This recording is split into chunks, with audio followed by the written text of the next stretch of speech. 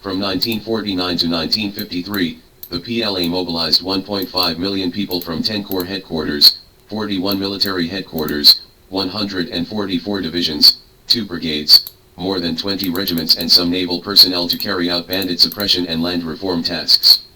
Consolidating the grassroots political power, reducing rent and interest, etc., has launched a vigorous war against bandits since then. After 4 years of hard work, the People's Liberation Army wiped out 2.6 million bandits and solved the problems that have plagued China for decades since the Beiyang government and the nationalist government. However, this period of magnificent history was gradually forgotten by people as the banditry disappeared.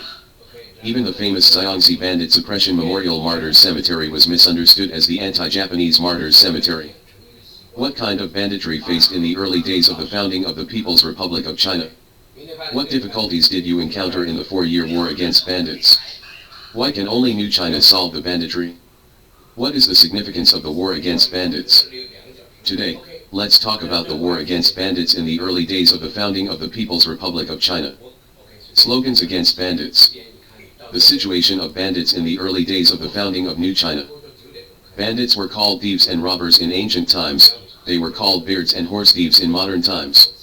These bandits murdered and set fire, extorted and kidnapped, raped and looted, and acted recklessly, causing great harm to the people at the bottom of the time, and they were tumors parasitic on the society and the people at the bottom. The feudal dynasties of all dynasties have carried out the struggle against bandits, but with little success.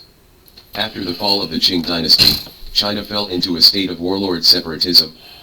In order to develop their strength, warlords of various factions relied on recruiting bandits to expand their strength. During the period of the nationalist government, Chiang Kai-shek's bandit suppression mainly targeted the revolutionary regime, adopting an attitude of appeasement and recruitment of bandits.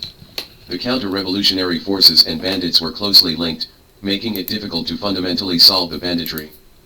After the founding of New China, the remnants of the Kuomintang colluded with bandits, landlords, and bullies to kill revolutionary cadres and destroy the people's power at the grassroots level, and immediately formed an arrogant counter-revolutionary force.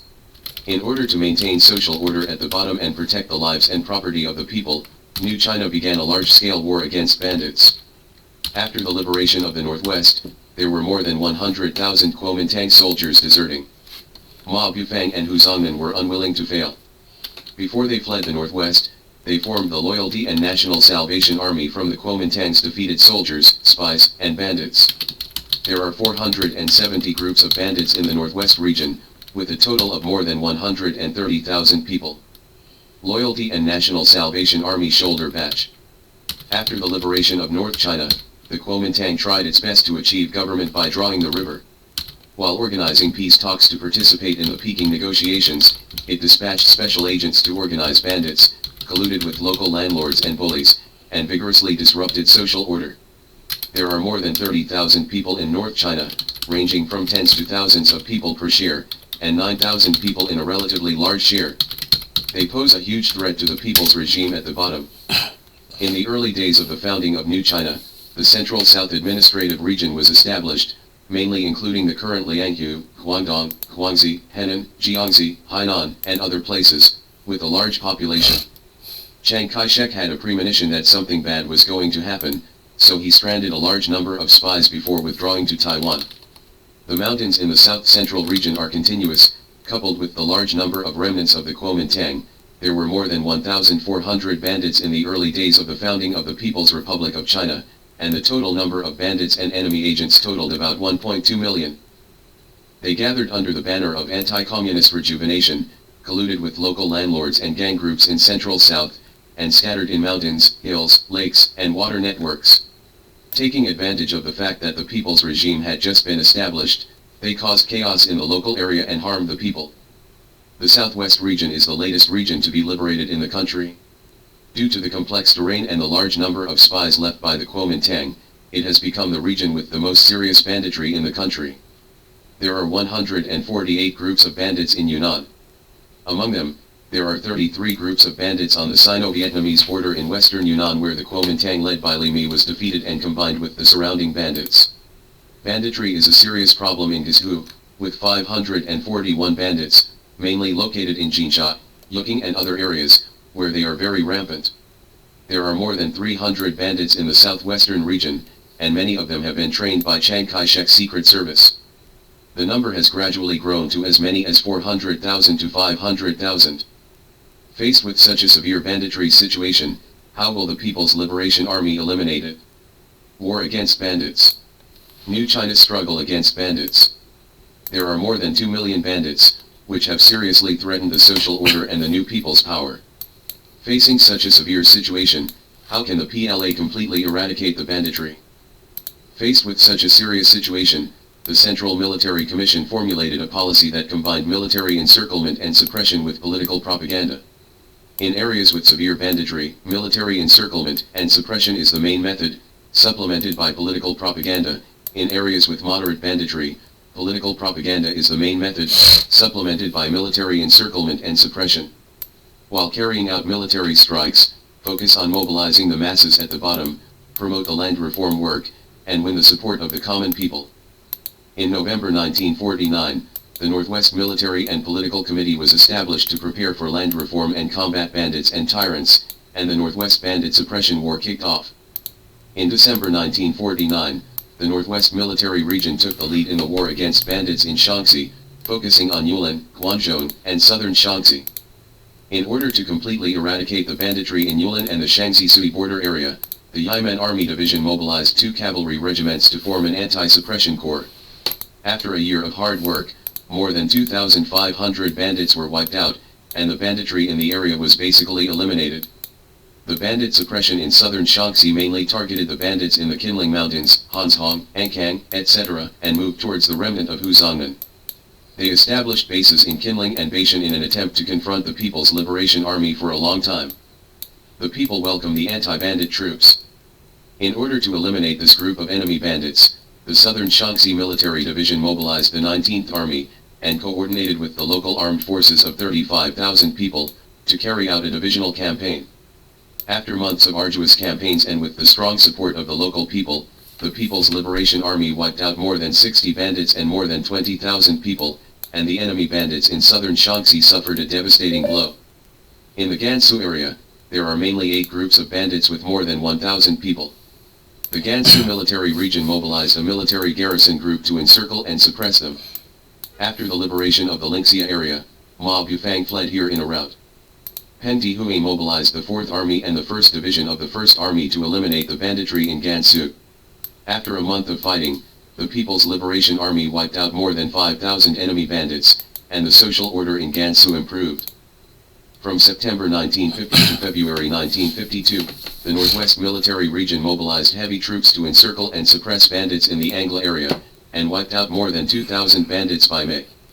On March 27, 1953, the Northwest Military Region encircled and suppressed the bandits represented by Ma Yuanxiang and Ma Yang with 10 times more troops, killed Ma Yuanxiang, captured Ma Yang alive, and the situation in the Northwest stabilized. In September 1953, after 4 years, the Northwest Bandit Suppression War came to an end. The bandits in North China were mainly concentrated in Chahar and the suburbs of Beijing. From August 20, 1949 to the end of 1952, with the efforts of the Chahar Military Region and the Eastern Jiadong Military Region, more than 30,000 bandits were wiped out in North China. Another 10,000 bandits surrendered themselves. The key areas for suppressing bandits in the central and southern regions are Henan and Guangxi. Beginning in December 1949, the Central South Military Region began to issue bandit suppression missions and ordered all military divisions to carry out the suppression. People's Liberation Army to Guangxi. The reason why there are so many bandits in Henan is that many feudal Taoist associations are associated with landlords and bandits. In order to speed up the task of suppressing bandits in Henan, the Central South Military Region mobilized 150,000 troops to suppress bandits. The Henan Military Region launched successive attacks in July and August to destroy the bandits in Fulong Mountain. Then the tactic of encircling Luanchuan with an iron wall was implemented, and by mid-October, thousands of bandits had been wiped out. In October 1950, after the outbreak of the Korean War, enemy bandits launched riots, causing social turmoil. The Henan Military Region concentrated the forces of the entire military region and mobilized 210,000 people to suppress the bandits. After more than 3,000 battles, more than 8,000 bandits were wiped out. In the summer of 1952, the Henan military region established a mass intelligence network and mobilized the masses to investigate the bandits, making the bandits know where to hide. Great achievements were made, and the situation in Henan stabilized. The reasons for the serious banditry in Guangxi are, first, the province that was liberated last in the mainland, and second, the place where the Baikongxi group was most defeated. In the early days of the founding of the People's Republic of China, there were more than 200 bandits and more than 100,000 people in this area. They used the Shiwen Das Han in an attempt to deal with the People's Liberation Army. The Central South Military Region mobilized 140,000 troops to support the Guangxi Military Region in suppressing bandits. From January to June 1950, the PLA wiped out more than 60,000 people. The task of suppressing bandits in the South Central region was arduous. After 4.5 years, the PLA wiped out more than 1.2 million enemy bandits, seized 1.05 million guns, and more than 2,200 artillery pieces. The situation in Central South has stabilized. The People's Liberation Army for suppressing bandits in the Southwest paid a huge price. During the 4-year suppression of bandits in the Southwest, the People's Liberation Army shattered the Kuomintang's dream of counterattacking the mainland, wiped out more than 1.16 million enemy bandits, and eliminated the banditry in the Southwest. During the suppression of bandits in the Southwest, more than 20,000 cadres of the People's Liberation Army died, which stabilized the situation in the Southwest and created conditions for economic construction. Slogans against bandits. Thoroughly eradicate the cause of banditry. After 4 years of fighting against bandits, the People's Liberation Army wiped out 2.6 million bandits and eradicated the banditry that had plagued China for decades. So why was New China able to completely eradicate banditry this time? Whether it is the feudal dynasty, the Beiyang government, or the national government, the reason why they failed to eradicate the banditry is due to the social background on the one hand, but more to the reason of the rulers themselves.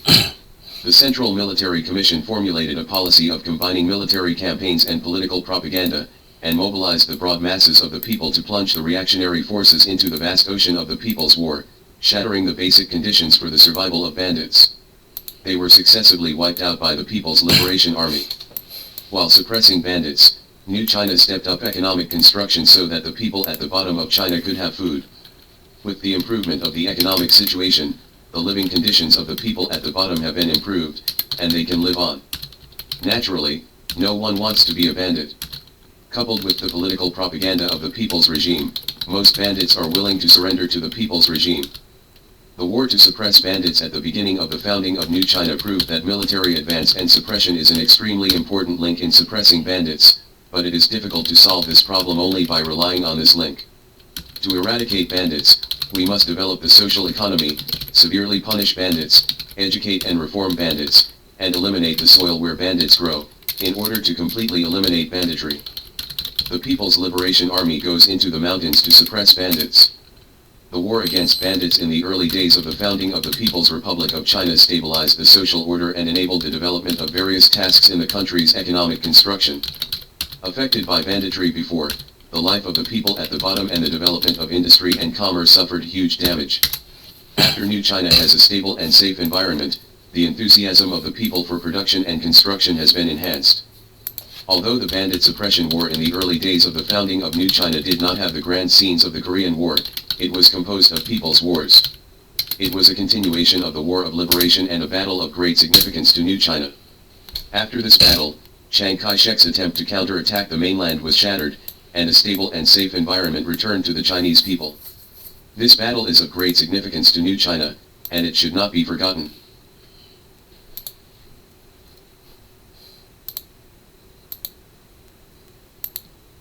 Pay attention to the voice of the wind and cloud to improve the level of thinking. Interpret science and gain insight into the essence. Debunk the deceit and smash the rumors. Guide. The most important thing for China's manufacturing to fight through the thorns is to be independent. This also shows that the means can only be effective if they are attached to the basic force. No matter how the opponent's methods of encirclement and suppression are ever changing, it only needs to strengthen the three basic forces of technology, talent, and capital. Any means can be resolved. The world is big, and there are many people on this earth. But on the road leading to developed countries, it is extremely empty. In the world in 2018, China is the only country that is striding towards a developed country. Except for China, other developing countries in the world now have no hope of becoming a developed country in the near future. From Saudi Arabia in the Middle East, India in South Asia, South Africa in Africa, Thailand and Malaysia in Southeast Asia, Brazil and Argentina in South America, Kazakhstan in Central Asia, or Russia, none of them can. It is so difficult to become a developed country, so that although there are developed countries in front of us, there is actually no one behind us, and there is no companion. Yes, in this sense, the Chinese seem a bit lonely. Why is it so hard to become a developed country? Our Earth, as of today, is still basically divided into more than 100 countries according to different races. Between countries, there is more of the law of the jungle, which is a naked interest relationship, especially before the big countries, because the big countries, the sphere of influence and influence of the Chinese Communist Party is extremely broad, and there will inevitably be strong collisions at the boundaries of interests, which will lead to the ebb and flow of interests and influence. In the past 50 years, apart from the developed countries, the four Asian tigers and Israel can truly be considered as developed economies. There is only one country with a large population, and that is South Korea. South Korea is a country with a large population, because its population exceeds 50 million. For developed countries, although it is a bit uncomfortable, it feels good. Japan plus North America plus Australia, New Zealand plus Western Europe also have about 800 to 900 million people. Therefore, the rise of South Korea actually has a certain impact on the West. If you think about 800 million people, suddenly 50 million more people came in, which is equivalent to an increase of about 6% in volume. China is a bit different. 50 million people is the population of a Chinese province. The average population of the 31 provinces, municipalities, and autonomous regions in mainland China is 44.84 million, which is an incredible number. 1.4 billion people will all enter the developed countries, which is very fatal. This volume is larger than the sum of the existing developed countries, and it will completely change the appearance of the developed countries. What will change the face of developed countries? First of all, in terms of race, it is the yellow race that replaces the white race to gain an advantage. Developed countries are currently completely centered on Western white countries. The two major developed countries other than the West, Japan and South Korea, and Japan and South Korea are the yellow race developed economies headed by Japan and South Korea. The total population is only 180 million people. Calculated according to the total economic volume, the proportion in developed countries is even lower, so the yellow race is a marginal group in developed countries. When we talk about developed countries, the first thing that comes to mind is the faces of white people, who are the core ethnic groups in developed countries.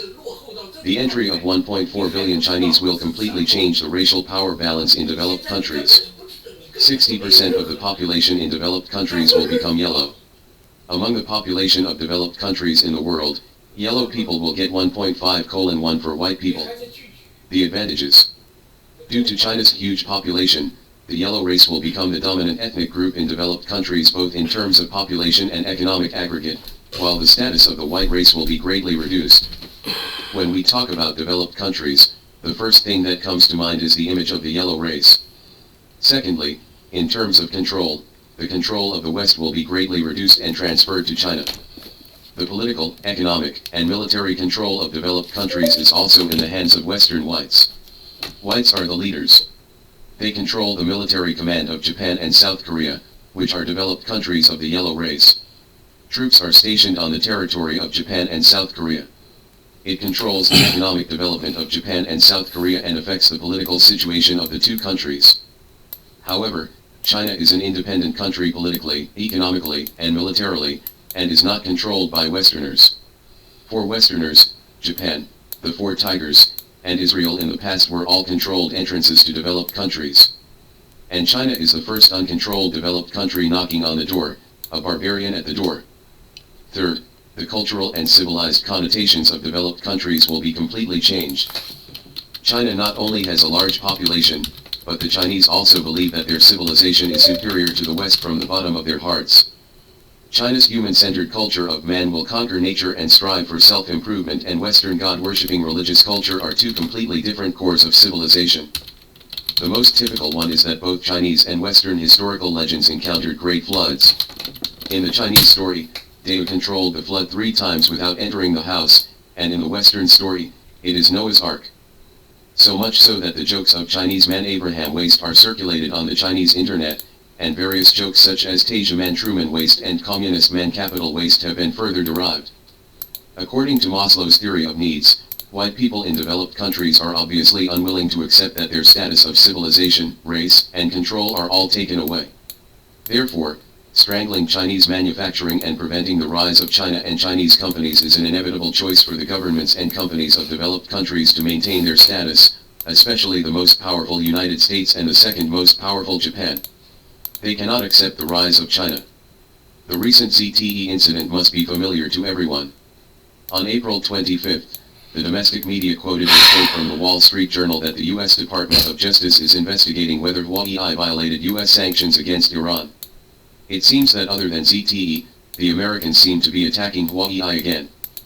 Not only that, according to the Wall Street Journal, before Huawei was investigated by the Department of Justice, it also received administrative subpoenas from the U.S. Department of Commerce and the Department of Treasury. The 3 U.S. departments unanimously pointed their guns at Huawei. In fact, the investigation of Huawei has been going on for so many years, but now it is taken out at this time, and the meaning is different. After all, the current size of China is still expanding at a rate of nearly 7% per year. To be honest, it is left to the United States. Time is running out, and it is normal for the United States to start the national awakening and regard China as the main target. 3 days before this, on April 22, the Chinese Ministry of Commerce said in response to a reporter's question that it had received information from the U.S. that it wanted to come to China for consultations on economic and trade issues, and welcomed it. At the same time, on April 25, U.S. President Trump once again stated that U.S. Treasury Secretary Mnuchin and Trade Representative Lighthizer will lead a delegation to China for consultations on trade issues in the next few days. The thing is so interesting. While the Americans said that I want to come and talk to you about solving the problem, they began to investigate Huawei. So next week's Beijing talks are very critical. Since both parties want to sit down and talk, it shows that they still want to solve the problem through negotiations. But being able to sit down and talk does not mean that the negotiation will be successful in the end. In September 2003, the U.S. Treasury Secretary also visited China. The purpose of the then U.S. Treasury Secretary Snow was to let China realize the appreciation of the renminbi, believing that China had benefited from the 8.28 exchange rate for a long time. In a sense, there is not much difference between the American request and the Japanese signing the Plaza Accord. At that time, China decisively rejected the request of the United States, so the two sides failed to negotiate at that time. Of course, the United States continued to put pressure on it, and China finally took the initiative to let the RMB appreciate in July 2005, but China adopted a gradual and slow form. In this round of negotiations, if the U.SS request is only to reduce the deficit with China, it's okay to say that China can buy more of your natural gas and agricultural products to balance things out. I'm afraid that the US will have more other demands. What are the other requirements? In fact, they want to attack Made in China 2025. Of course, they will definitely not say that on the surface. Americans always talk about protecting intellectual property rights, and at the same time accuse China of engaging in trade protection and government subsidies. Developed countries, especially the United States, have the following important means to encircle and suppress China's manufacturing industry. 1. Acquisition and shareholding of the best enterprises in China. China's largest air conditioning company GRI. XCMG, the largest construction machinery company in China. Huiwen, the largest fruit juice company in China. Nanfu, the largest manufacturer of alkaline batteries in China. China's largest beer company Snowflake, Qingwei, Tsingtao Brewery, Harbin Brewery, Chongqing Brewery, etc. Super Electric Appliances, the largest small kitchen appliance company in China. Others include Wahaha, Zonghua Toothpaste, Little Nurse, Maxim, Dabio, Zinfei Refrigerator, etc., all of which have encountered foreign acquisitions. Some of them survived the wave of domestic anti-acquisitions. The most typical one is GRI. After the takeover crisis, it is now shining brightly. Some only sold part of the equity, some were completely acquired and became completely foreign capital, and even some brands disappeared completely in the long river of history after being sold. See acquisition and anti-acquisition. Talk about foreign capital's impact on Chinese manufacturing mergers and acquisitions. We are not blindly rejecting foreign investment in Chinese companies, but we must pay attention to the protection of core assets. The United States and Japan have done very well in this regard. In July 2015, the media reported that China Tsinghua Unigroup made an acquisition offer of $23 billion to Micron of the United States, but it was flatly rejected by the Americans in January 2016. It can be said that the Americans made a decision to reject Tsinghua Unigroup's acquisition very quickly. In December 2016, China Chip Investment Fund, Grand Chip, announced in a statement that it would cancel its original plan to acquire German semiconductor equipment manufacturer Aixtron due to the failure of approval in the United States. In April 2017, Japan's Toshiba's memory business wanted to sell, and the Japanese did not hesitate to exclude Chinese companies and Chinese capital from the acquirer. In September 2017, Trump signed an executive announcement to make lattice FPGA chips, nor to Chinese companies. In September 2017, Imagination, one of the world's 3 largest mobile GPU companies, was sold to Chinese-funded Canyon Bridge Capital Partners for £550 million, but its MIP CPU business was sold to Tallwood Venture Capital. The reason is that the MIP CPU business includes all MIPSIP and patents, and the USPS will not review and agree to accurately attack Chinese high-tech enterprises through intellectual property litigation. Due to their technological advantages, developed countries have formed complete patent barriers and patent protection laws in the long-term development, thus forming a huge obstacle for latecomers. In large companies, there is often a legal department with a large number of professional legal personnel. It can not only protect its own intellectual property rights from infringement, but also become a means of attacking opponents. The most typical example is China Microelectronics, a high-tech company.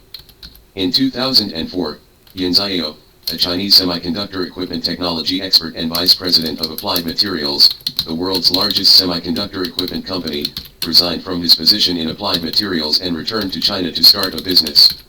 This was a great thing for China's semiconductor equipment industry, which was basically blank at the time. Since it takes a long time to develop semiconductor manufacturing equipment, China Microelectronics has been in the stage of researching and developing new equipment since 2004. 3 years later, in October 2007, China Microelectronics developed high-end chips for 65 nanometers to 45 nanometers. The production equipment has greatly improved the localization level of semiconductor production equipment. The products of China Microelectronics have just entered the trial of the manufacturer, and before the formal commercial sales in batches, they were sued by Applied Materials in the California Court of the United States, claiming that China Microelectronics used the commercial secrets of Applied Materials to develop the equipment, and demanded to stop the infringement and make compensation. At that time, China Microelectronics, which had not yet formally generated sales revenue, had to spend expenses to hire American lawyers, and at the same time allocated manpower within the company to deal with transnational litigation in the United States. The accusation of Applied Materials is also very simple. The 2 patents applied by China Microelectronics should belong to Applied Materials, because these 2 patents were invented by 4 former employees of China Microelectronics, including Yin Xiao, chairman and founder of China Microelectronics, and Vice President Chen Ai-hua. According to the complaint, the reason for Applied Materials is that Yin Xiao had been managing the etching product team before he resigned as the Vice President and CTO of Applied Materials in 2004, and had consulted the companies a large amount of sensitive information and commercial secrets. Chen Ai-hua previously served as the general manager of another product and is familiar with a large number of patented technologies in this field. U.S. Applied Materials also stated that it signed an agreement with the 4 people at the beginning, not only requiring that all patent ownership during their tenure should belong to Applied Materials. And even if he leaves Applied Materials, all the patents applied within 1 year are assumed to be invented during his employment with Applied Materials, and the ownership belongs to Applied Materials. The Applied Materials lawsuit was generally considered a business strategy at the time. The lawsuit lasted for more than 2 years. It was not until January 2010 that the 2 parties reached a settlement in the courts of Shanghai and California. This also shows that Applied Materials is highly vigilant against emerging competitors around the world. Applied Materials' lawsuit against AMEC is just one of the litigation battles AMEC has fought since its establishment 14 years ago. In 2009, another semiconductor manufacturer in the United States, Lam Research, sued AMEC for infringement in Taiwan. AMEC actively counterclaimed, and finally proved that the other party's patent is invalid. After entering the field of MOCVD, the core equipment for LED chip manufacturing, AMEC's output has continued to increase. In 2017, AMEC's shipments even exceeded 100 units, which is a very large number. In 2016, the number of newly added MOCVD units in the world was only about 136. Sanan Optoelectronics, China's largest LED chip manufacturer, has less than 400 MOCVD units. China Microelectronics has not only become the world's two largest MOCVD equipment manufacturers alongside Veeco in the United States, but also continues to erode Veeco's share.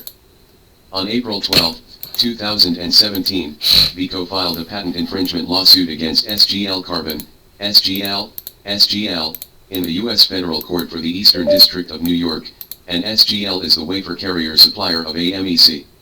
In early November of the same year, the U.S. District Court for the Eastern District of New York granted Veeco's request for a preliminary injunction against SGL, prohibiting SGL from selling wafer carriers for the baseless metal organic chemical vapor deposition system, MOCVD, using Veeco's patented technology. Includes wafer carrier designed for micro-MOCVD systems. This will seriously affect the production of Zhongwei's equipment. But at this time, China Microelectronics is no longer what it used to be, and its volume and market share in the MOCVD field are no longer below Veeco. In July 2017, China Microelectronics formally sued Veeco Shanghai to the Fujian High Court, accusing its TurboDisc EPIK 700 MOCVD equipment of infringing on China Microelectronics wafer carrier's synchro-locking patent, requesting it to stop the infringement and claim the 100 million yuan in infringement damages. At the beginning of December, the Fujian High Court approved the injunction application of China Microelectronics against Veeco Shanghai, which prohibited Veeco Shanghai from importing, manufacturing, selling or promising to sell graphite disc products that infringe China Micro's patents to any third party. On February 9, 2018, Veeco, AMEC and SGL jointly announced that they agreed to settle the pending litigation among the three parties and amicably resolve all outstanding disputes, including AMEC's lawsuit against Veeco in the Fujian Higher Court and Veeco in the U.S. District Court for the Eastern District of New York against SGL. Since Zhongwei Semiconductor was founded by returned personnel from the United States, it attaches great importance to technology accumulation and patents. The company has special personnel to study the status of patents and intellectual property rights to ensure that the company's use of technology can avoid the blockade of existing patents. This actually requires a high degree of patent-related knowledge. Because there are thousands of patents of various types, it is impossible to understand without specialized technical skills, and many of them are only in English. You need to have strong retrieval and reading skills, otherwise you may step into a trap at any time. Even China Microelectronics, a technology-based company that attaches great importance to R&D and technical capabilities, has also suffered many lawsuits from international giants in the past 10 years, and has spent a lot of manpower and financial resources in litigation battles. Huawei enters US and Cisco lawsuit. Cisco of the United States has always been the global hegemony in the field of routers and switches in the world, and its share in the global data communication market was once close to 70%. China's Huawei began to enter this field in 1999, and in 2002, only 3 years later, the company's market share in China's router and switchboards was close to that of Cisco. Not only that, in June 2002, Huawei also exhibited its full range of data communication products at the Telecom Equipment Exhibition held in Atlanta, USA. Not only the performance data is comparable to Cisco, but the price is also much lower than similar Cisco products. Advertise in the American media with the slogan "The only difference between them is the price." At the same time, in June 2002, Huawei established a US company. Huawei sales in the US that year increased by 70% compared with 2001, and Cisco products actually experienced a decline in share for the first time. On January 24, 2003, Cisco filed a lawsuit against Huawei in the US Federal Court for the Eastern District of Texas. The complaint filed by Cisco is 77 pages long, and the main content is to accuse Huawei of misappropriating its source code in a variety of routers and switches. The accusation involves as many as 21 counts of patents, copyrights, unfair competition, and trade secrets. This is the first time that Cisco has taken the initiative to file a lawsuit in 17 years, and it is also the first time that Huawei has been sued by a foreign company since its establishment 15 years ago. Not only that, but Cisco even advertised, which had a wide impact on the media. At the beginning of the lawsuit, American public opinion almost unanimously believed that Huawei had stolen Cisco's things. There were affirmative reports, and some media suspected that Huawei had a military background. Huawei has released the source code of the VRP platform to the United States for comparison. None of the third-party analysts is Chinese, including Dennis Allison, a professor of data communication at Stanford University, who compared the old and new versions of Cisco iOS and Huawei's VRP platform. A comparative analysis was conducted, and the result is, Huawei's VRP platform has 2 million lines of source code, while Cisco's iOS uses 20 million lines, and only 1.9% of Huawei's old VRP platform is related to Cisco's proprietary protocol. At the same time, no infringement by Huawei on Cisco was found in the more than 2,000 source codes related to the 8 categories and 21 allegations made by Cisco. On March 20, 2003, the joint venture company between Huawei and 3Com was announced to jointly operate the research, development, production, and sales of data communication products. This is a turning point in the Cisco-Huawei lawsuit. Claflin, who was the CEO of 3Com at the time, later testified in court that Huawei's technology and strength are trustworthy. In fact, before establishing the joint venture company, 3Com inspected Huawei's technology, management, and other aspects, and it was because of their trust that they decided to cooperate. Afterwards, after both parties repeatedly presented evidence and conducted 2 hearings, on June 7, 2003, the court rejected Cisco's application for an order to ban the sale of Huawei products, and rejected Cisco's proposal to prohibit Huawei from using software similar to Cisco's operating software command line program. However, a limited ban was issued, that is, Huawei stopped using the controversial router software source code, user interface, and online help files. On October 1, 2003, the comparison of the source codes by the lawyers of both parties was completed, and the facts proved that Huawei did not infringe. At the end of July 2004, Cisco and Huawei reached a final settlement agreement.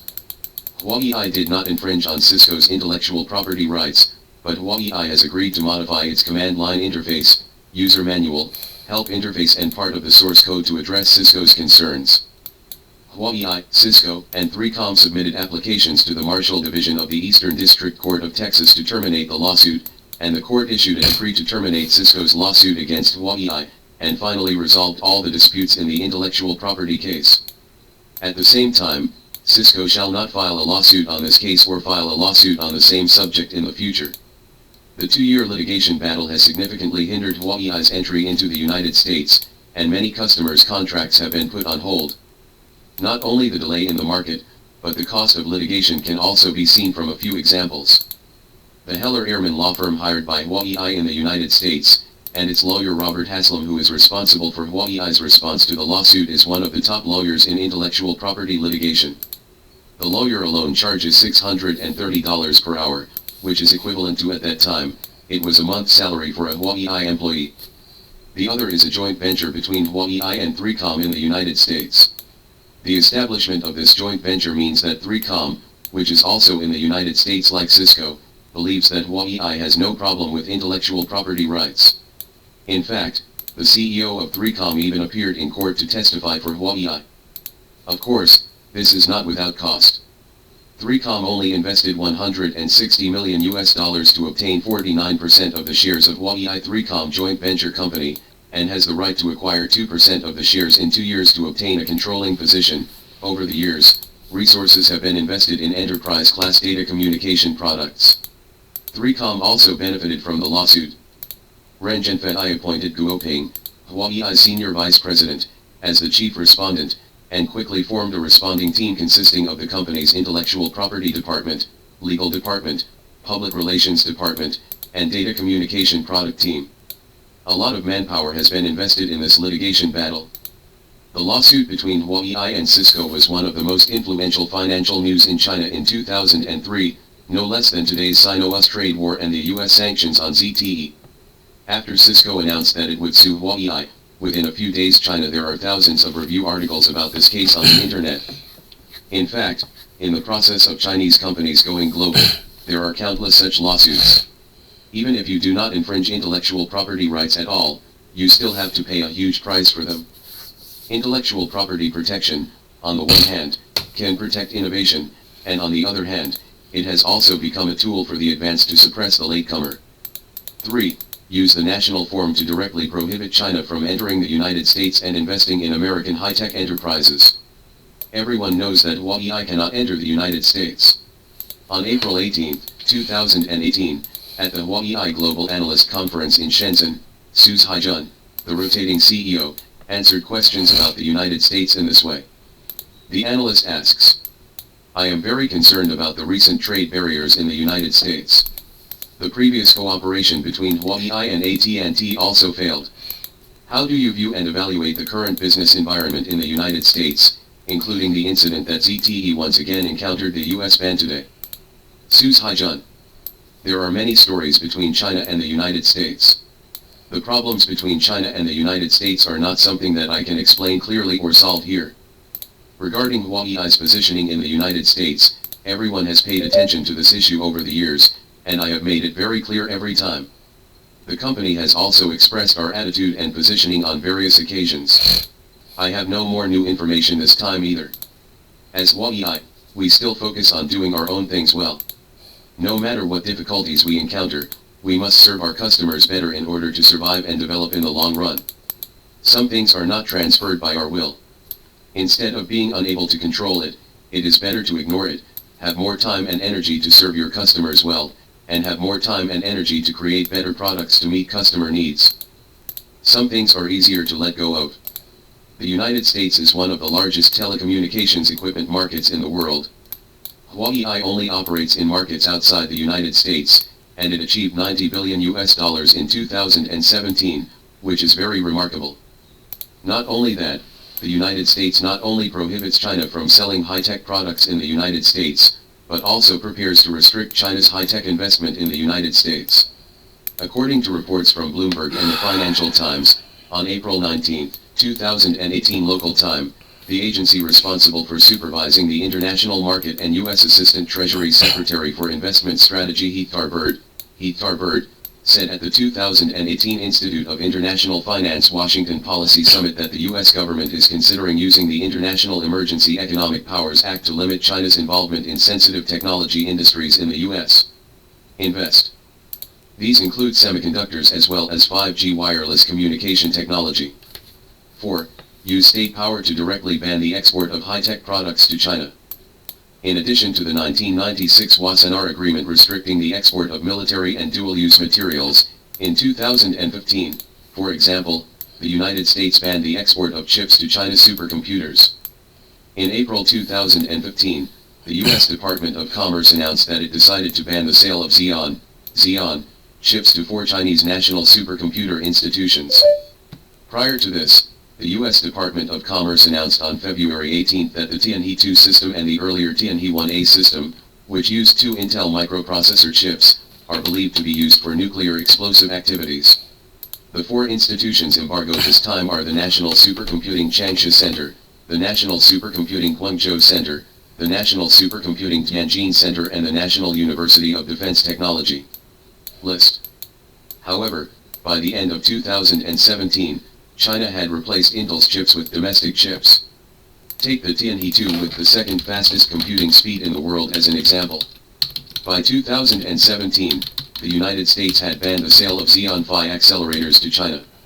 Some Intel accelerators. In fact, the American export control list to China is far more than supercomputing chips. In the current Sino-US trade war, many Chinese netizens said that just looking at the list of goods that the two sides have imposed tariffs on each other, they feel that China is an industrial country and the United States is an agricultural country. In fact, it is not the case. The United States has set restrictions on exporting high-tech products to China. In the early days of the trade war, the two sides build. 5. Using technological advantages to charge unreasonable patent fees and obtain unreasonable rights and interests. In fact, it is natural to pay for patents, but taking advantage of technological advantages to obtain improper benefits will greatly hinder the progress of latecomers. The typical example is the Qualcomm tax. My country is a major mobile phone design and production country in the world. In 2017, Qualcomm generated $22.3 billion in revenue in fiscal year 2017, 65% came from China, while in fiscal year 2016, this figure was still 57%. Therefore, in 2017 alone, Qualcomm obtained sales of $14.5 billion from my country, equivalent to more than 97 billion yuan. In February 2015, China's National Development and Reform Commission, hereinafter referred to as the NDRC, announced a fine of RMB 6.088 billion on Qualcomm, which is equivalent to a fine of 8% of Qualcomm's 2013 sales in my country's market. Let's see why. After investigation and evidence collection and analysis and demonstration, Qualcomm has a dominant market position in the CDMA, BOCMA, LTE wireless communication standard essential patent licensing market and baseband chip market, and has implemented the following behaviors of abusing its market dominance. 1 is to charge unfairly high patent licensing fees. Qualcomm refuses to provide a list of patents when licensing patents to Chinese companies, and expired patents have always been included in the patent portfolio and charge licensing fees. At the same time, Qualcomm requires Chinese licensees to hold some relevant patents were granted free reverse licenses to them, and refuse to deduct the patent value of the reverse license from the license fees or provide other consideration. In addition, for Chinese licensees who were forced to accept non-standard essential patent package licenses, Qualcomm, while adhering to a higher licensing fee rate, the company charges patent licensing fees based on the wholesale net selling price of the complete machine. The combination of these factors leads to excessively high licensing fees. The first article has 3 clauses.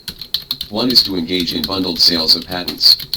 Expired patents are also bundled with patents and sold together. However, such expired patents should be free, but Qualcomm charges for them. 1 is even worse is the reverse license clause, that is to say, the wireless communication patents of Huawei, ZTE, Lenovo, Xiaomi and other mobile phone manufacturers are licensed to Qualcomm for free and free of charge, and they refuse to deduct the patent value, which completely ignores and violated the intellectual property rights of mobile phone companies. The other is to charge the patent license based on the wholesale net selling price of the whole machine. What does that mean? A Xiaomi mobile phone is priced at 1,000 yuan, and Qualcomm charges 50 yuan at a rate of 5%. If Xiaomi sells it for 1,200 yuan through its own marketing methods and technological progress, even though the patent authorized by Qualcomm has not changed, the price of the Xiaomi mobile phone will be reduced. There is no contribution to the improvement, and Qualcomm still charges 60 yuan at a rate of 5%. In addition, Qualcomm's patents only involve some parts, but it is charged according to the price of the whole machine. This is also very unreasonable, which is equivalent to grabbing the innovations of other parts manufacturers. Second, there is no legitimate reason to tie in non-standard essential patent licenses for wireless communications. In patent licensing, Qualcomm does not distinguish wireless communication standard essential patents of different nature from non-wireless communication standard essential patents and licenses them separately. Instead, it takes advantage of its dominant position in the wireless communication standard essential patent licensing market. Non-wireless communication standard essential patent licenses are tied for sale, and some licensees in my country are forced to obtain non-wireless communication standard essential patent licenses from Qualcomm. This one is the same, it is not a wireless patent, but it forces mobile phone manufacturers to buy it in bundles, and these patents are meaningless to mobile phone manufacturers. The third is to attach unreasonable conditions to the sale of baseband chips.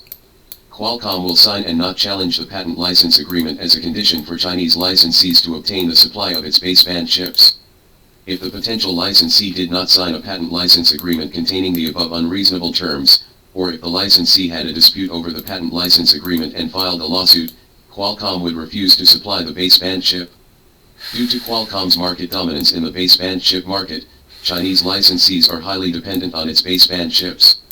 License conditions. To put it simply, if you don't sign my patent overlord clause, then I won't sell you the baseband chips, and Qualcomm's baseband chips occupy a dominant position in the market. The rectification measures of the China Development and Reform Commission, In addition to fines and the elimination of overlord clauses above Qualcomm, biggest improvement is that Qualcomm can only charge patent license fees at 65% of the net wholesale price of the whole machine in China, which greatly reduces China's mobile phone market. This is the first time in the world that Qualcomm has changed its charging rules. You may not feel how expensive Qualcomm charges. In 2015, Qualcomm and the National Development and Reform Commission reached an agreement on the charging rules as follows. 5% license fee for 3G equipment, including 3G/4G multi-mode equipment, and 3.5% license fee for 4G equipment including 3-mode LTE TDD that does not implement CDMA or UCMA. In each of the above cases, the license fee base is 65% of the net selling price of the equipment. Simply put, 3G mobile phones cost 1,000 yuan, and 5% of the 650 yuan is charged, which is 32.5 yuan. 4G mobile phones, as long as they do not support 3G CDMA and UCMA, generally not implemented, 3.5% will be charged, and 2,000 yuan mobile phones will be charged 3.5% based on 1,300 yuan, which is 45.5 yuan. Everyone can calculate, you bought a 3,000 yuan Oppo or Xiaomi mobile phone, and how much you paid to Qualcomm. Of course, in general, we can also see that with the continuous progress of Chinese mobile phone companies in wireless patents, the Qualcomm tax is constantly declining. 3G mobile phones are taxed at 5%, 4G mobile phones are taxed at 3.5%, and the overall tax rate is at reduce. In addition, as the strength of Chinese mobile phone manufacturers has risen, they are still dissatisfied with the existing patent fee rate. In November 2017, it was reported that Huawei suspended the payment of patent licensing fees to Qualcomm. On April 4, 2018, Tencent Technology reported that Huawei and Qualcomm are negotiating to resolve the dispute over patent licensing fees through peaceful means, and are expected to sign an agreement in the near future. Behind this is that Huawei suspended the payment of patent fees at the end of 2017. The patent licensing rate reflects the rise of Huawei's technical strength. Not only Huawei, but also Apple and Samsung, the world's most powerful mobile phone R&D companies, are also renegotiating patent licensing rates with Qualcomm. 6. Control the development of Chinese enterprises through joint ventures. A joint venture does not mean that it will suffer a loss, but a joint venture often only has a win-win situation when both parties are evenly matched. As the largest industrial industry, the automobile industry is a typical example. At that time, the second automobile industry group, the second son of the automobile industry in the Republic of my country, firmly followed the road of joint ventures and even disbanded its own R&D center. Chery has acquired its subordinates, and in just a few years, it has developed famous Chery models such as Son of the East and QQ. Until 2018, the main source of profit of several major state-owned automobile groups in my country was still joint ventures. The establishment of a joint venture is a way for companies in developed countries to bundle their interests with major Chinese companies through benefit sharing. At the same time, they allow the other party to invest resources in the joint venture, transfer key talents to the joint venture to obtain profits, and weaken their self-developed technology and autonomy. The motivation and ability to develop, to control the development of the other party within one's own framework, can effectively control the rhythm of its development. In a sense, a joint venture company is a marriage. To see whether the joint venture company will succeed, it must be determined whether the two parties are evenly matched. My country's auto industry groups entered into joint ventures with foreign parties when their technology and management were at an absolute disadvantage. In theory, the market was exchanged for technology. However, as far as a single state-owned auto group is concerned, it is impossible to control the market at all. The brand is not in my own hands, and at the same time, I am much weaker than the foreign joint venture partner in terms of technology, management level, and quality control, which directly leads to losing the right to speak in the joint venture. On the contrary, why is my country's high-speed rail joint venture a successful case? At that time, Changchun Bus cooperated with Alstom, Kawasaki, and CSR, Bombardier cooperated with Qingdao Sifang, and Siemens cooperated with Tangshan Locomotive. Just looking at the four major locomotive factories in my country, none of them has the ability to control the market. However, because of the unified planning of the Ministry of Railways, the entire Chinese market is firmly controlled by the Chinese side. When my country's high-speed train technical capabilities were far weaker than that of the foreign party, It took the initiative and became the strong one. As a result, the foreign party was forced to no transfer of technology and manufacturing process was performed. Once again, to establish a joint venture with a foreign party, one must see whether the two parties are close to being evenly matched. This is the same as the relationship between countries and people. If the two parties are in a relationship between the strong and the weak, then the interests of the weak, whether it can be guaranteed or not, basically depends on the attitude of the strong. In a joint venture company, the strong will definitely take the lead and at the same time gain greater benefits. In addition, joint ventures have even become a means for developed countries to hinder the development of China's independent industries. In the second half of 2005, with the support of the Shenzhen municipal government, four-color TV giants, Skyworth, TCL, Konka, and Changhong, which were deeply restricted by imported panels, planned to jointly build a sixth-generation LCD panel production line in Shenzhen. However, when seeking technical support from foreign companies, they were either simply rejected or asked for huge technology transfer fees. So they took the initiative to find both. The two parties each held 40% of the shares, plus Shenzhou Company, representing the Shenzhen municipal government, held 20% of the shares, and established Shenzhen Zhulong Optoelectronics Company, registered capital of 8 million yuan. The Shenzhen municipal government also expressed its willingness to provide financial support of 7.7 billion yuan. In order to support the Zhulong project, Bo immediately formed a technical team of hundreds of people. But just after the news of the Zhulong project came out, Japan's Sharp proposed to Shenzhen in June 2006 to build a 7.5 generation line plan, and the Shenzhen municipal government and the four major color TV giants were shaken. And Changhong simply withdrew to make plasma, PDP, while Bo was left alone. Afterwards, Sharp reneged on its promise and required technology transfer under the condition of controlling shares, which led to the termination of negotiations until September 2007. This directly led to the postponement of the Shenzhen display panel production plant planned for 2 years. 7. Sales of high-priced equipment and raw materials. A typical example is the photovoltaic industry. Photovoltaic industry, China has occupied an overwhelming share of the world at present. In 2017, my country's polysilicon output was 242,000 tons, a year-on-year increase of 24.7%. Silicon wafer output was 87 GW, a year-on-year increase of 34.3%, 76 GW, a year-on-year increase of 31.7%. The production scale of each link in the photovoltaic industry chain accounts for more than 50% of the world, and continues to rank first in the world. The production equipment for producing photovoltaic modules used to be dominated by enterprises in developed countries in Europe and America for a long time. In 2006, if Chinese enterprises wanted to build a complete 100 MW photovoltaic product production line, they could only purchase it from enterprises in developed countries, and the cost was as high as 160 million to 200 million yuan.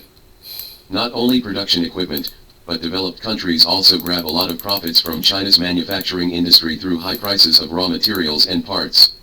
At the same time, it also raises the production costs of Chinese companies and reduces the competitiveness of Chinese companies' products. To break this situation, China can only engage in independent research and development. By 2016, 7 of the 10 main production equipment in the photovoltaic production equipment industry have been localized. At this time, in 2016, the process equipment of a 100 MW production line investment only needs about 60 million yuan. This shows how much profit foreign equipment manufacturers have made from Chinese companies. We said at the time that the rise of China's photovoltaic industry is very remarkable. We have experienced that both ends are outside. What is two ends outside? On the one hand, the key expensive raw materials and equipment need to be purchased from abroad, to spend a lot of money on related testing, certification. Anyone who has ever exported to overseas customers knows that many foreign customers have their own personality certification and testing requirements, which support a large number of overseas testing and certification institutions. An old British man I once received came from a British certification agency. When he arrived in Shenzhen and Shanghai, I accompanied him to treat him with delicious food and drinks. After that, he took a Chinese girl in her 20s to Hainan Island for vacation. Made in China is really made by countless people through hard work. 8. Ecological control and blockade. The most typical ones are the Windows plus Intel system and ARM plus Android/iOS system in the IT field. Enterprises in developed countries have formed a strong ecosystem through their first-mover technological advantages, making the independent research and development of latecomers lose market demand and become unprofitable. Picture. Of course, here, we must praise Dr. Hui Wu and his Lungsan team for insisting on independent research and development for many years. The Cambrian AI chip created by the Chen brothers from the Lungsan team is currently valued at more than $2 billion, which is enough. It has become the reason for the pride of the Godson team. In addition, Lungsan has also developed a large number of independent CPU chips used in aerospace equipment, etc., and the current sales volume exceeds 100 million yuan. There are already almost 200 companies, but Lungsan's persistence for more than 10 years is very remarkable. Although in my opinion, the path of Huawei and Ali is more reasonable. Huawei obtains ARM authorization and integrates into the existing ecosystem to earn profits. At the same time, it uses the profits earned to invest in independent research and development, and gradually realize domestic substitution. Not only in the field of mobile phones, but also in the field of TVs, security cameras, set-top boxes, and other fields, large-scale commercialization and autonomy have been achieved. Form a good positive cycle, and gradually get rid of the controlled ecosystem after making yourself bigger. Similarly, Alibaba has made profits in the Western ecosystem and invested in independent research and development. Today, Alibaba Cloud's computing database OceanBase, Cloud Operating System Fusion, and the Internet of Things operating system AliOS, formerly YunOS, integrated and released in 2017 are all in gradually getting rid of the Western ecosystem and starting to achieve autonomy. The electric vehicles released by SAIC Huawei and Citroën all use AliOS, Ali's terminal operating system. Huawei also released its own IoT operating system LiteOS. Operating system, it is difficult to challenge Windows on the desktop, and it is difficult to challenge Android and iOS on the mobile end. However, in the emerging field of Internet of Things, Huawei and Ali have released their own operating systems, and have formed sales. Huawei LiteOS official website http://www.huawei.com/minisite/netia/cn/cloud.html. Alibaba is the earliest in the automotive industry.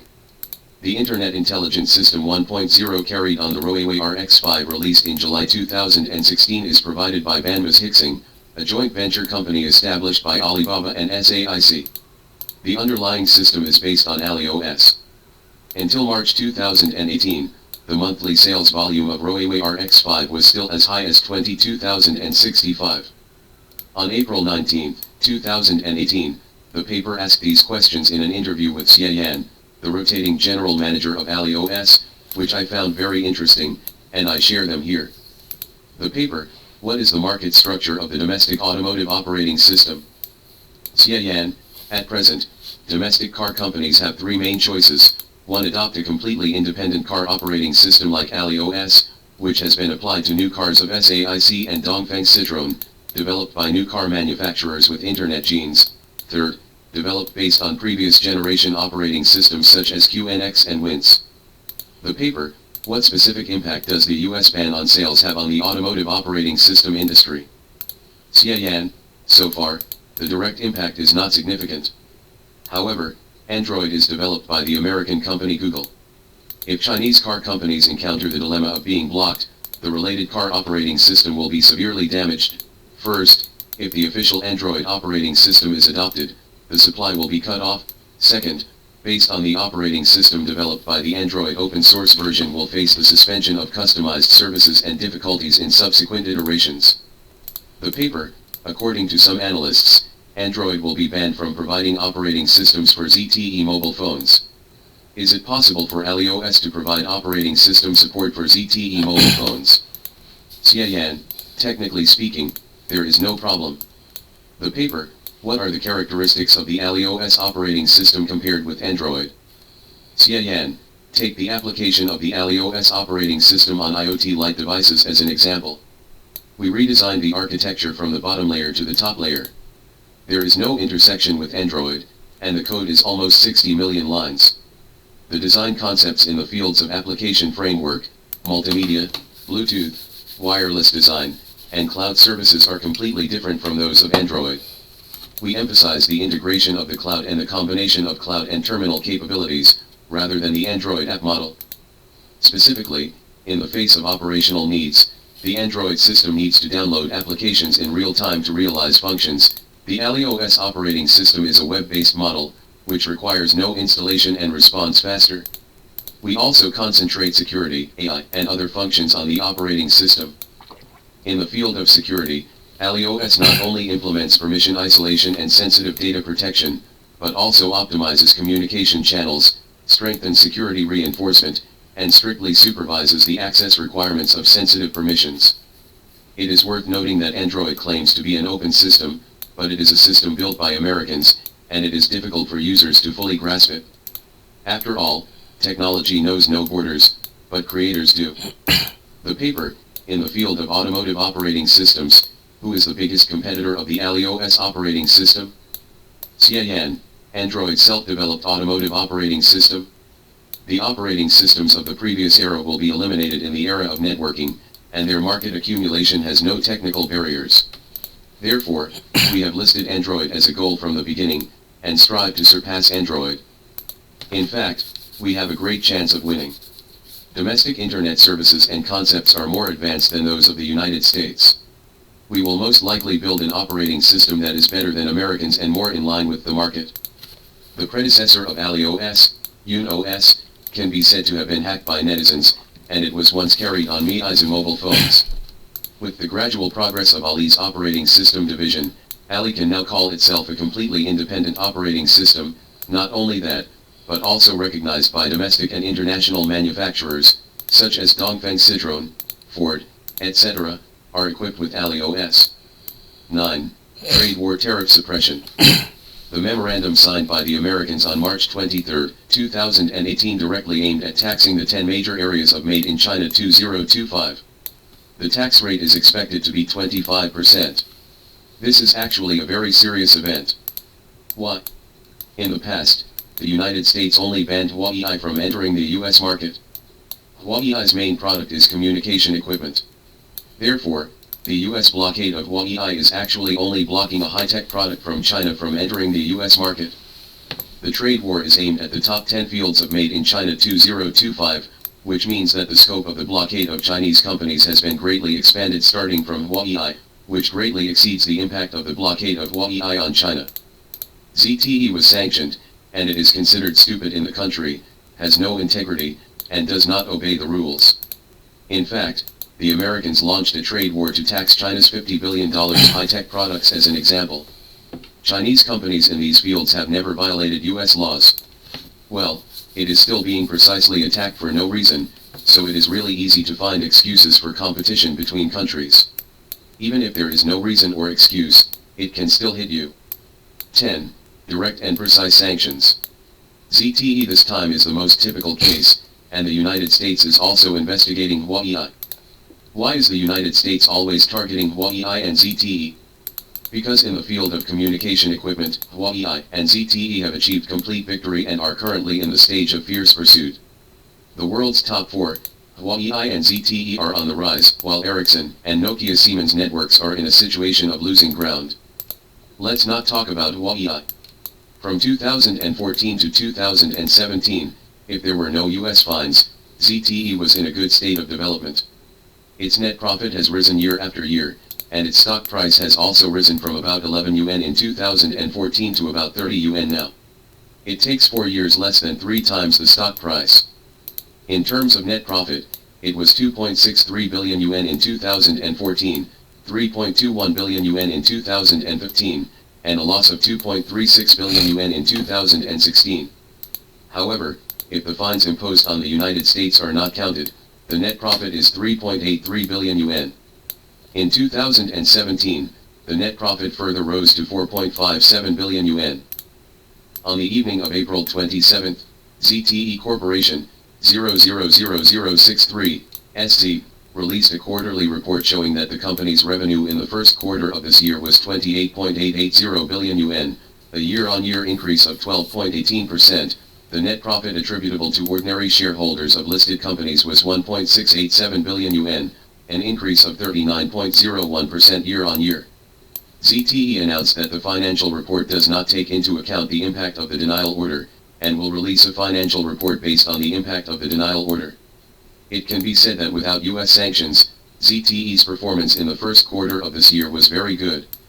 Let's take a look at the situation of Western competitors.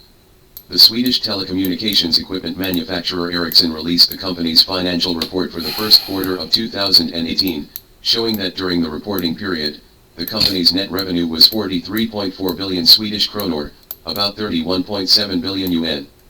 Down 9% from 47.8 billion Swedish kronor in the same period last year. The net loss was 725 million Swedish kronor, approximately RMB 529 million. In addition, Ericsson also laid off more than 3,000 people in the first quarter of this year.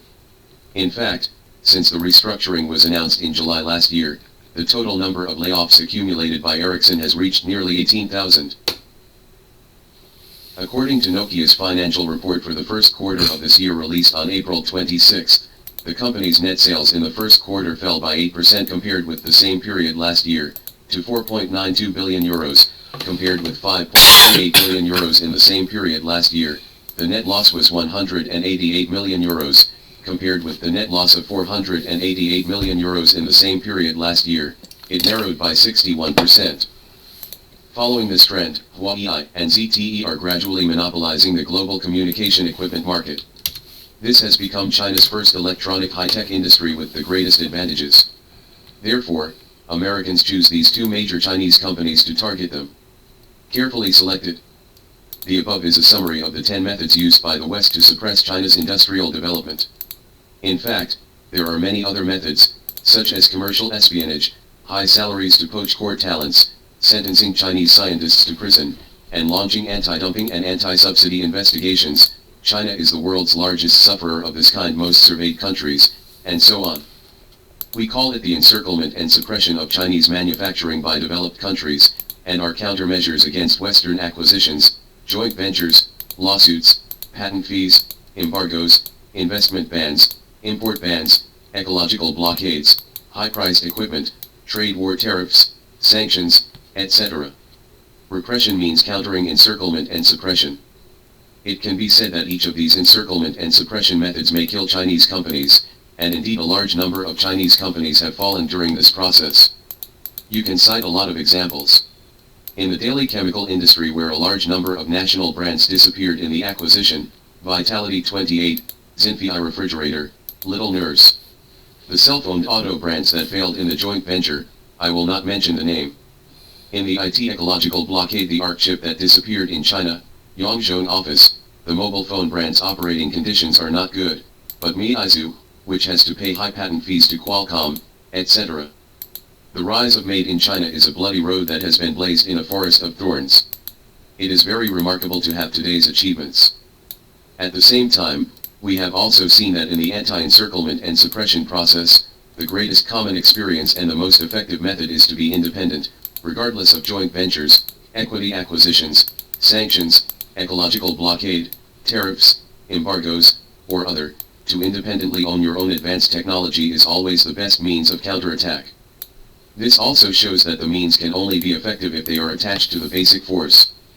No matter how the opponent's methods of encirclement and suppression are ever changing, it only needs to strengthen the three basic forces of technology, talent, and capital. Any means can be resolved.